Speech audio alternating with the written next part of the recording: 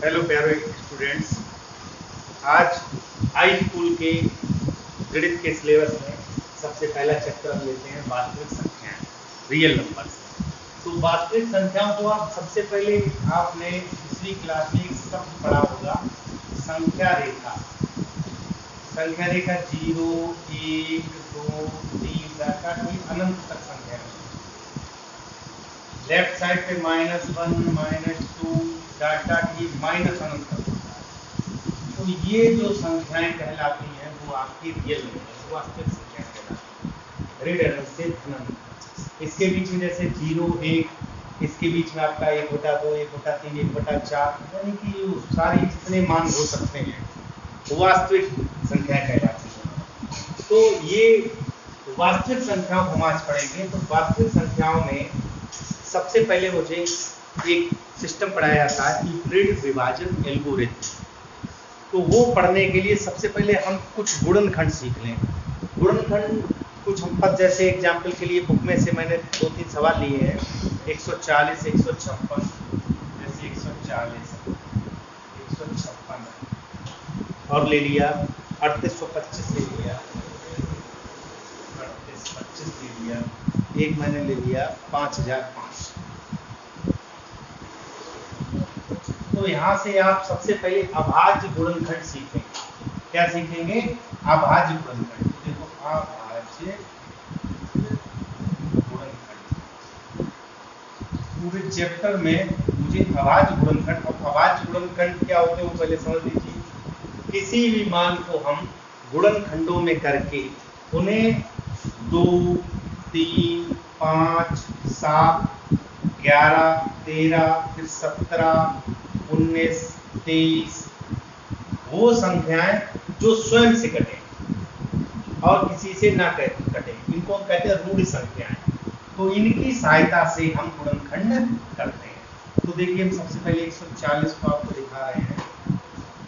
इसके लिए मैंने 6, 7, 8 में यह सीखा है कि कौन सा अंक होने पर 2 से कटता है, 3 से कटता है, 5 से कटता है। एक सिंपल सी बात है, एक इकाई का अंक सम है, 0, 2, 4, 6, 8 है तो वो 2 से कट जाएगा।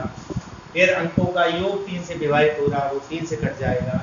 इकाई के अंक पे आपका 0 और 5 है तो 5 से कट जाएगा। तो इस तरह आपने पिछली कक्षाओं में नियम सीखे हैं। यहाँ हम अभाज्य गुणनखंड करना सीखेंगे, उसके बाद हम अगले थ्योरम को सीखेंगे। तो सबसे पहले हमेशा यह एक प्रोसेस होता है, चूंकि यह देखिए 5 से भी कट जाएगा, 7 से भी कट जाएगा, लेकिन हमेशा असेंडिंग ऑर्डर में चलते हैं। सबसे पहले 2 से काटेंगे जब तक फलन कटता रहेगा, उसके बाद 3 से, फिर 4 से, फिर 5 से। तो मैंने 2 से किया, केवल भाग देना होता, 2, 7, 14, फिर 2 का किया, 2, 3, 6, फिर 2 के बाद और 3 से, चूंकि ये कटेगा नहीं, 5 से, 5, 7, 35, 7, जब तक आपका 1 प्राप्त न हो जाए। तो 140 को लिख सकते हैं 2 गुणे 2 गुणे 5 गुणे 7, 140। इसी तरह 156 को लिखेंगे। तो सबसे पहले हमारी राशि है 2, 2 7 14, 1 बचा, 2 8 16, 2 3 6, 2 9 18। अब 3 से देख लें, 3 1 3, 3 3 9 और 13 1 13। तो इसको हम लिख सकते हैं 156 को 2 गुणे 2 गुणे 3 गुणे 3। ये हमारा अभाज्य गुणनखंड। 3825 को देख लीजिएगा, 3825 आपको दिखाई दे रहा है, चूंकि ये 2 से नहीं कटेगा। इकाई का अंक 0 हो, 2 हो, 4 हो, 6 हो, 8 हो, तो 2 से, अब 2 से नहीं कटेगा। अब हम थोड़ा सा एकदम मन में चेक कर लें, 5 को 7 8 15 और 3 18, 18 3 से कट जाता, ले आ जाइए, 3 से डिवाइड हो जाएगा, 3 1 3, 3 दूनी 6, 2 बचा, 3 7 21, 3 बचे 15। फिर चेक कर लीजिए, हालांकि 5 से कट जाएगा, लेकिन पहले हम चेक करें मन में कि क्या ये 3 से कटेगा। 5 और 7 12, तो 14 15, 3 से कट जाएगा। 3 4 12, 7 में दिया 3 6 3 6 15। फिर हमें दिखाई दे रहा है ये 5 से कट जाएगा, लेकिन वही काम करना है, 5 2 7 और 4 11, 11 3 से नहीं कटता, ले जा, ये 3 से नहीं कटेगा, तो 5 से 5 8 40, और 5 पंचे 25, फिर 5 से काटा, 5 एकम 5, 5 सत्ते 35। अब तुम 17 से ये ऋण संख्या है तो मैंने लिखी है, तो 17 से 17 से कटेगा तो 3825 को हम इस तरह लिख सकते हैं 3 into 3 into 5 into 5 into 60। इस प्रकार एक आप अपना स्वयं करिएगा। ये कहलाते हैं अभाज्य गुणनखंड। अब अभाज्य गुणनखंड के बाद हम आपको बताते हैं अगला टॉपिक, जो कि इस चैप्टर में मासापा, लासापा, गुणनखंड, अभाज्य गुणनखंड, ये सारी चीजें हैं। तो सारे जो मेन पॉइंट है वो डिपेंड करते हैं आपके अभाज्य गुणनखंड, ये सीखना बहुत ही महत्वपूर्ण है। अब इसके आगे हम चलते हैं, आगे हम देखेंगे। सबसे पहले एक नियम हमको बहुत बताया जाता है, इक्वलेट मेथड, उसको आप देख लीजिएगा। चूंकि हम गुणनखंड हम सीख चुके हैं, तो बहुत सिंपल सा इक्वलेट विभाजन लिखेंगे, इक्वलेट विभाजन, इक्वलेट विभाजन। आगे दिया है एल्गोरिथम,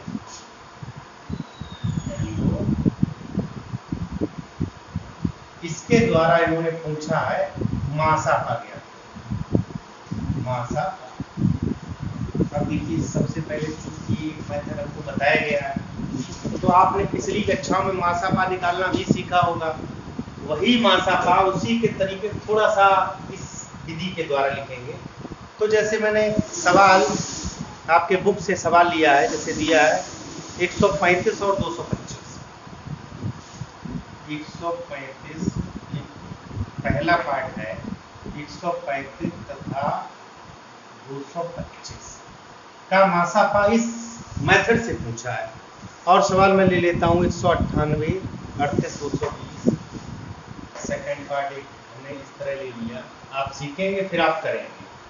198 तथा 38, 220। एक दिया है 40, 52, 12, 576। एक थर्ड पार्ट दिया है 4052 तथा 12506। अब अगर आप तरीका सही से सीख जाएंगे तो आसानी से कर लेंगे। देखिए इस थ्योरम से, चूंकि आपको सबसे पहले यह चेक करना दोनों राशियों में बड़ा कौन सा है। यहाँ पर देखिए 135 दिया और 225 दिया, 225 दिया है, तो इन दोनों में बड़ा आपका ये है 225 ग्रेटर, 135 लेस देन और 225 ग्रेटर। जिधर इसका मुखला होता है वो बड़ा होता है, तो जो राशि बड़ी हो उसमें हम भाग देते हैं। 225 में आप भाग देंगे 135 में। देखिए बहुत सिंपल से समझिएगा और थोड़ा सा भी कठिन नहीं है, बस आप समझते जाएंगे। तो देखिए जब मैंने भाग दिया 135 से 135, फिर यहाँ घटाते हैं तो देखिए 0, 12 में से 3 गई। अब यहाँ पर बहुत ही सिंपल है, केवल आपको यह समझना जो ये आ जाए घटकर, फिर यहाँ एक भाग का चिन्ह और इस राशि को उठा के यहाँ 135। अब भाग देंगे, ये कितनी बार जाएगा, 90 हो गया आपका, घटाने में। फिर वही प्रोसेस, अब हम इसको उठा के ले जाएंगे, इसको यहाँ लिख देंगे।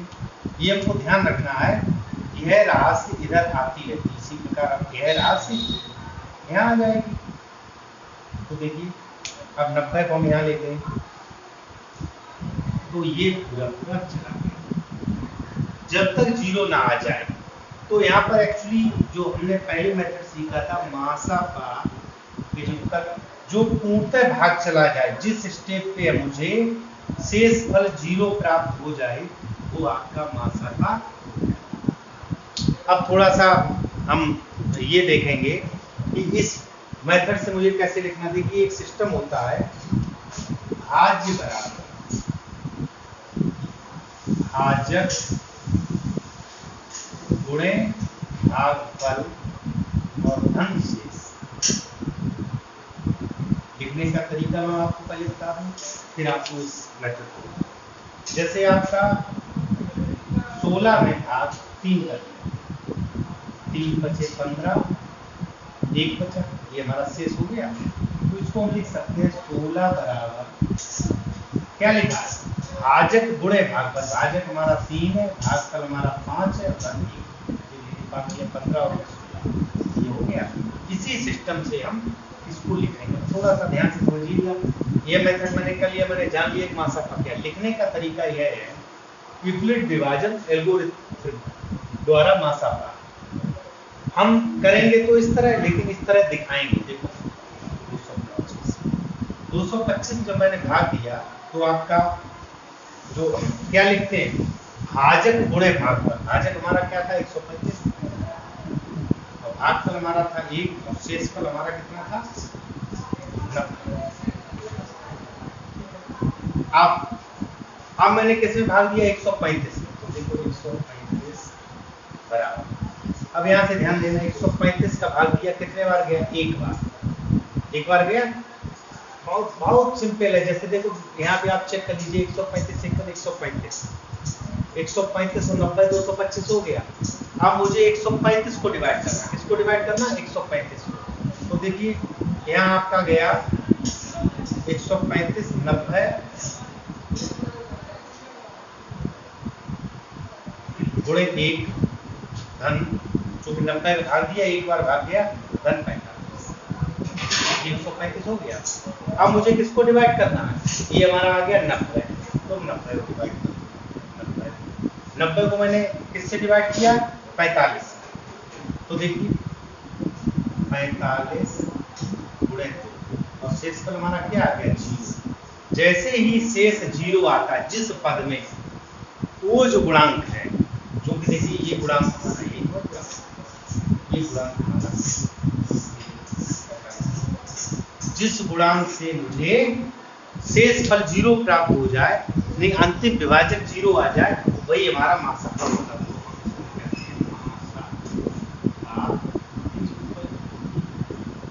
ये हमारा मासापा यहाँ से लिया गया, इस तरह लिया गया।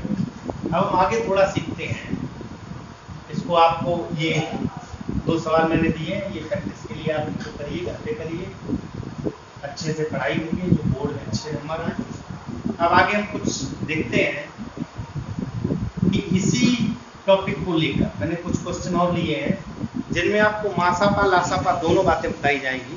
चूंकि हम अभाज्य गुणनखंड पहले से सीख चुके हैं, तो मासापा और लासापा इसको देखने के लिए बहुत थोड़ा सा पहले ध्यान से समझिएगा कि मासापा को हम कहते हैं हाईएस्ट कॉमन फैक्टर, और लासापा को, मासापा देखिए इस तरह, मासापा इंग्लिश में कहते हैं हाईएस्ट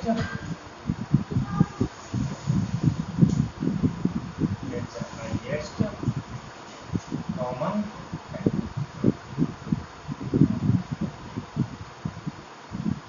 शॉर्ट में हम काम चला लेते हैं HCF, और लासापा कहते हैं लासापा, लोएस्ट कॉमन फैक्टर। इसको हम काम चला लेते हैं LCM। तो देखिए जब भी कोई राशियां, आप मासापा लासापा और कोई जैसी राशियां हैं, तो उनमें आपस के लिए कुछ संबंध होता। मैं आपको कुछ सवाल लिख के लाया हूँ, उनको आप पहले देखिएगा। एक बात और, जैसे हाईएस्ट कॉमन फैक्टर, तो जब भी किसी सवाल में लिखा हो वो है बड़ी से बड़ी संख्या, वो है बड़ी से बड़ी संख्या, ये हमको ध्यान रखना। अगर इस शब्द का जिक्र हो हमारे सवाल में, तो मुझे मासापा निकालना है। और अगर लिखा हुआ है छोटी से छोटी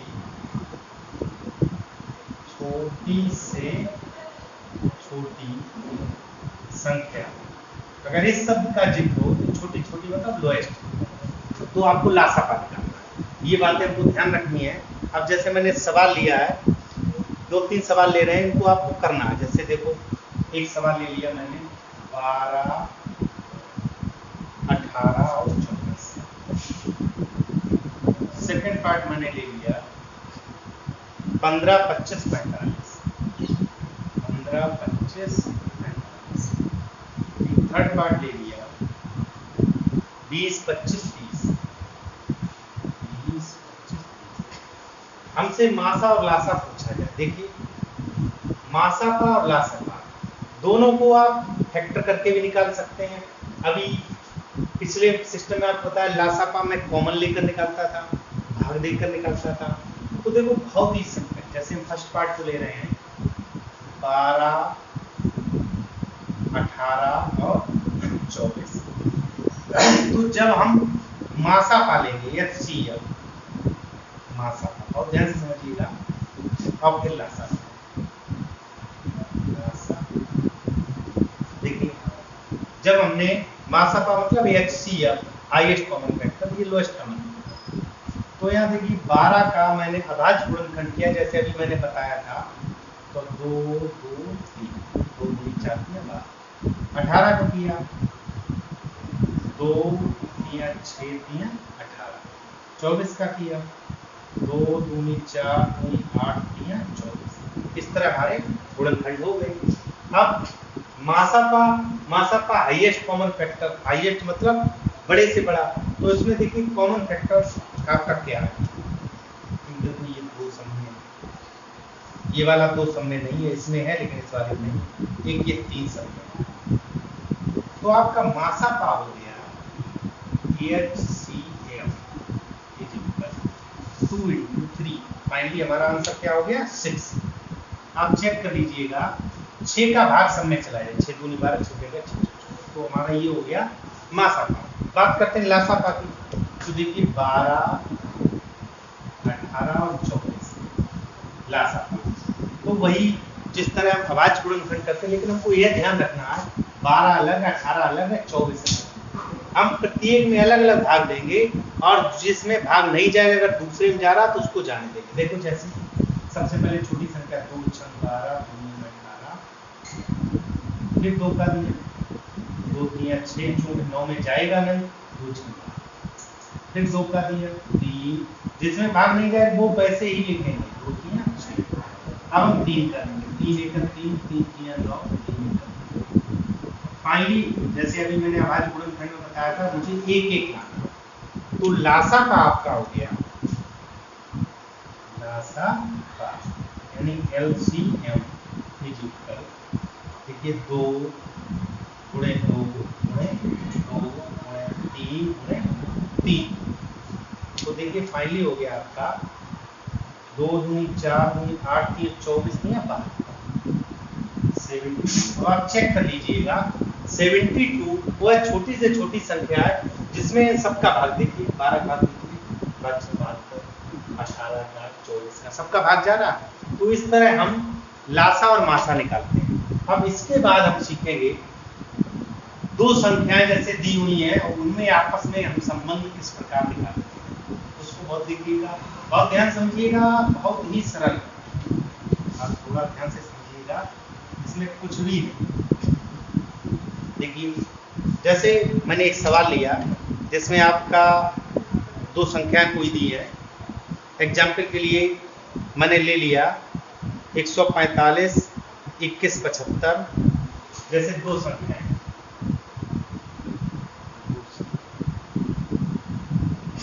संख्याएं आपकी हैं 435 और 725। 435 और 725, 435 तथा 725। और लासापा एवं मासा, लासापा और मासापा क्रमशः दिया है 145, लासा पहले है 21, 75, 21, 75 व 145। एक बार ये क्वेश्चन लिया तो यहाँ से चूंकि हमको एक सूत्र मिलेगा, उस सूत्र को 2 संख्याओं का गुणन, 2 संख्याओं का गुणनफल, 2 संख्याओं का गुणनफल होता है उन संख्याओं का लासापा गुणे उन संख्याओं का मासा। मासा पा। यह सूत्र एक हमको याद रखना है। अब होता क्या, जो क्वेश्चन आता है उनमें कोई 3 राशियां दी होती है, यहाँ 4 होती है, तो इसको पहले आप चेक कर लीजिएगा। जैसे 435 और 725 का आप गुणा कर लीजिएगा, और इधर 21, 75 और 145, जब आप इनका गुणा करेंगे दोनों सेम है। ये एक सूत्र होता है। मैं कुछ सवाल लेता हूँ। जैसे एक सवाल दिया है कि एक संख्या दी हुई है, उसका लासा 192, लासा बराबर 192, गुणनफल उनका दिया संख्याओं का गुणनफल, संख्याओं का गुणनफल दिया हमारे सवाल में 3000। लासा इतना दिया, मासा पूछा गया, मासा का ये हमको ज्ञात है। तो देखिए अभी दो संख्याओं का गुणनफल बराबर उन संख्याओं का मासा का और लासा का, तो संख्याओं का गुणनफल 3072। मासा हमको पता है, तो मासा को ऐसे लिख दो, मासा का और गुणे लासा का 192। तो देखिए लासा 192 है, मासा पूछा गया। अब देखो मासा का बराबर 3072 बटे 192। अब देखिए अगर आप ऐसे काटते हैं, 2 से काटें, 3 से काटें, जिस तरह अपना काटना है इसको आप डिवाइड कर सकते हैं। तो या डायरेक्ट इस तरह भाग दे दो 192 का, ये तो आपको आता ही होगा।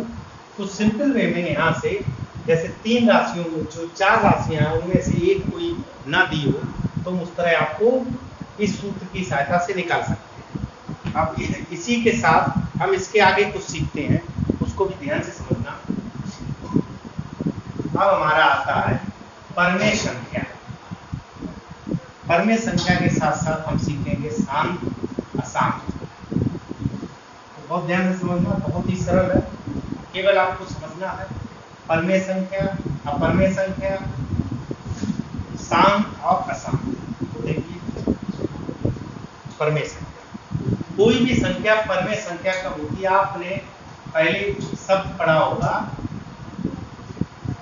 भिन्न, तो बस वही भिन्नात्मक रूप जो होता है वो परमेय संख्या कहलाती है। कोई भी मान जब p/q में लिखा हो और q इज नॉट इक्वल 0, मतलब q का मान 0 ना हो, q का मान 1 2 3 4 कुछ भी हो, तो वह संख्या परमेय संख्या कहलाती है। ये हमारा क्या हो गया, परमेय संख्या। जैसे आपका 1/2 है, 2/3 है, 5/7 है, ये सभी परमेय संख्या है। एक बात और, कोई जैसे पूर्णांक लिखा, ये आपका पूर्णांक है, तो पूर्णांक को भी हम परमेय संख्या कह सकते हैं, क्योंकि इसको भी हम 2/1 लिख सकते हैं। हालांकि इस चीज का महत्व नहीं है, लेकिन समझने के लिए एक महत्वपूर्ण बात है, कोई भी पूर्णांक परमेय संख्या हो सकता है, लेकिन परमेय संख्या पूर्णांक नहीं हो सकती, ये जरूरी है। इस बात को बहुत ध्यान से समझना। इसके साथ ही साथ अब हम सीख रहे हैं, एक बहुत ही महत्वपूर्ण सवाल दिया जाता है कि सिद्ध करो, और कई बार क्वेश्चन आए, सिद्ध करो √3 एक अपरिमेय संख्या है। अपरिमेय संख्या, इस सवाल को समझ लीजिए, बहुत सिंपल। लेट, चूंकि इसको हम अपने प्रकार से बताएंगे और ये सवाल बहुत अच्छे से लेट माना। √3 p/q, दोनों तरफ वर्ग करो, ऐसे लिखो, वर्ग करने, वर्ग करना। तो 3 बराबर p² स्क्वायर, इस q स्क्वायर को मैं ऐसे भी लिख सकते हैं p² q × q, एक q को इधर ले आओ, 3q बराबर p² q। अब आप ये कहोगे चूंकि 3q एक पूर्णांक, जबकि p² q एक परमेय संख्या, परमेय संख्या है, परमेय संख्या है। चूंकि पूर्णांक बराबर परमेय संख्या नहीं होगा, अतः √3 एक अपरिमेय संख्या है। और ध्यान से समझना, इस तरह का कोई भी सवाल, अब हम आपको एग्जाम्पल के लिए कुछ सवाल देते हैं, जैसे √2 है, √5 है, इनको आप स्वयं घर पे करेंगे कि किस तरह हम किसी भी संख्या को अपरिमेय सिद्ध कर सकते हैं। अब इसी के साथ बात करते हैं शांत और अशांत। शांत और अशांत, इनको आप बहुत ध्यान से समझिएगा, बहुत ही सरल है, केवल थोड़ा सा समझना है। शांत दशमलव और अशांत दशमलव आप अपनी जनरल भाषा में इस तरह समझ सकते हो, जो शांति से बैठ जाए वो शांत, जो शांति से ना बैठे वो अशांत। और बाकी हम आपको एक सीधा सा एक फॉर्मेट बताएंगे। देखो मैंने एक दो क्वेश्चन भी आपके लिए ले रखे हैं, उनको भी आपको बताएंगे, उसको बहुत ध्यान से समझना कि शांत दशमलव क्या होता है, अशांत दशमलव क्या होता है। जैसे देखिए शांत दशमलव, शांत दशमलव और एक है अशांत दशमलव, अशांत। जब भी कोई P/Q फॉर्म मतलब परमेय संख्या, यह रूप, अब देखिए P/Q फॉर्म है, लेकिन यह ध्यान रखना Q कभी 0 ना हो, Q 0 ना हो। तो यदि Q का मान 2m गुणे 5n के रूप में, या यूं कह लो का गुणनखंड हो, तो वो शांत दशमलव है। और अगर Q का मान 2m गुणे 5n का गुणनखंड ना हो, तो वो अशांत दशमलव। एग्जाम्पल के लिए देखिए, एग्जाम्पल जैसे मैंने 1/5 ध्यान दीजिएगा, 1/5 जो है पूरा भाग चला जाएगा,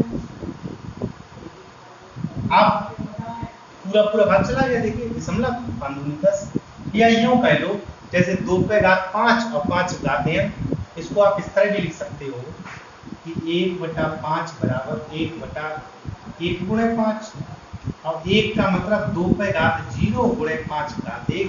तो देखिए हमारा फॉर्मेट क्या आ गया, ये समझने के लिए। जैसे अभी तो छोटा क्वेश्चन है, मैं भाग दे सकता हूँ सिंपल वे में, लेकिन समझाने के लिए हम इसको इस तरह लिख सकते हैं। तो 2/m और 5/n का रूप आ गया, तो यहाँ पर यह शांत दशमलव है, शांत दशमलव। अब बात करते हैं 1/3 की। देखिए आप भाग दीजिए, 0 लगाए, दशमलव लगाए, 3 3 9, 3 3 9, ये चलता चला जाएगा, ये चलता चला जाएगा। तो आगे हमको सिखाया जाएगा जिन पदों की पुनरावृत्ति हो, जो बार बार है, उनको बार कहते हैं। ये दशमलव 3 पे बार, इसको हम आसान दशमलव। अब देखो इसको चेक करना, जैसे 1/3 है, तो 1/3 में ना तो 5 का गुणनखंड है, 1/3 में ना तो 5 का गुणनखंड है और ना 2 का गुणनखंड है। अब आपके दिमाग में ये आ सकता है कि इसमें भी हम लिख सकते हैं 1 गुणे 1, और 1 गुणे 1 का मतलब 5/0 और 2/0। तो एक फैक्टर तो मौजूद होना चाहिए, जैसे इसमें 1 नहीं था, लेकिन एक फैक्टर तो मौजूद होना चाहिए। तो यहाँ 1 भी नहीं, तो दोनों हम घात 0 में नहीं लिख सकते। तो चूंकि मुझे ये भी तो दिखाना है ये इसका गुणनखंड है, तो इसलिए यहाँ यो समझ लो जो पूरा भाग चला जाए वो शांत दशमलव, और जो पूरा भाग ना जाए वो अशांत दशमलव, अशांत दशमलव। तो ये हमारा शांत और अशांत दशमलव का हो गया। अब इस चीज को हम परमेय संख्या में क्या लिखते हैं, जो बार लगा है उसको थोड़ा सा समझ लीजिएगा, बस आपका पहला चैप्टर खत्म होता है। इस चैप्टर को बहुत ही कायदे से आप घर पे प्रैक्टिस करिए। बुक में क्वेश्चन जो पुरानी बुक मिल जाए, जैसे भी आपको क्वेश्चन उपलब्ध हो जाए उनको करिएगा। अगले टॉपिक, अगले वीडियो में हम आपको कुछ जो नया चैप्टर उस पर आधारित क्वेश्चन बताएंगे। अब यहाँ पर थोड़ा सा ध्यान देना है जैसे मैंने एक क्वेश्चन ले लिया आपका, जैसे अभी यही आया था कि 0.3 पे बार। एक जैसे मैंने दूसरा क्वेश्चन ले लिया, दूसरा क्वेश्चन है ऐसे 3.6 पे बार। देखो यहाँ पर ये बार लगा हुआ, तो अब आपको इसका मान क्या है, देखिए इसका मान, जैसे अगर केवल आपका 0.3 हो तो इसको आप लिख सकते हो 3/10। आपका 3.6 हो तो इसको आप लिख सकते हो 36/10। लेकिन जब वार लगा हुआ है यानी अशांत दशमलव, तब क्या लिखें, तो इसको थोड़ा सा समझ लो। लेट मतलब माना कि x बराबर 0.3 पे बार। अब इस बार का मतलब अभी मैंने चेक किया, इसको आप लगातार लिख सकते हो, ये अनंत तक जाता है। तो दोनों तरफ 10 का गुणा करो, दोनों ओर 10 का गुणा करने का, तो देखिए 10x बराबर, यहाँ जब 10 का गुणा करेंगे तो आपका हो जाएगा 3.3, इस तरह हो जाएगा डाटा चक्कर। वही सेम प्रोसेस यहाँ x = 3.666 ऐसे चलता जाएगा। तो दोनों ओर इसमें भी 10 का गुणा करेंगे, तो 10x बराबर, ये जब 3 था तो अब 10 का करेंगे तो 36.666, यानी ये बात, ये यही बात है, दोनों ओर 10 का गुणा करने। अब ध्यान दीजिएगा, इसको आप उस तरह का लिख दीजिए 10x बराबर, थोड़ा सा ध्यान समझिएगा। हमारा क्या था, 0.3 था, तो इसको आप लिख सकते हो 3 प्लस 0.333, इस तरह लिख सकते हो। इसको आप लिख सकते हो 10x बराबर, चूंकि 3.6 था तो 36 का मतलब हो गया 33 हो गया, और धन 3.666, 33 और 3 36.666 रहा, तो इसमें कोई फर्क नहीं हो गया। अब यहाँ पर यह मान चेक करिए, ये मान यही तो रखा है, यहाँ पर देखिए ये मान 3.66 ये आपका x का रखा है, तो बस यहाँ लिख दीजिएगा 10x बराबर 3 प्लस x, इस x को इधर बुलाया तो 3, तो ये बचा 9x बराबर 3, तो x बराबर 3/9, 3/9 का मतलब 1/3 आप भाग करके देख लो। यहाँ देखो 10x बराबर 33 plus x, 10x minus x 33, तो 9x बराबर 33, तो x बराबर 33/9। आप 4 को काट लो 3 से, 11, आप भाग करके देख लो, जैसे 11/3 है, 3 3 9, 2 बचा, 3×18 इस तरह चला गया। तो ये हमने शांत और अशांत दशमलव भी सीखा। तो प्यारे बच्चों, आप सभी घर पर रहकर वीडियो को देखिए, कुछ बुक में जो एग्जाम्पल्स दिए उनको देखिए, समझिए, और थोड़ा सा आप प्रयास करेंगे तो आप आसानी से सीख जाएंगे। बाकी ये सारी पॉइंट्स मैं अपने YouTube channel Ajay Chaurasia HLBM पर भी अपलोड कर दूंगा, उनको उस पर भी आप देख सकते हैं।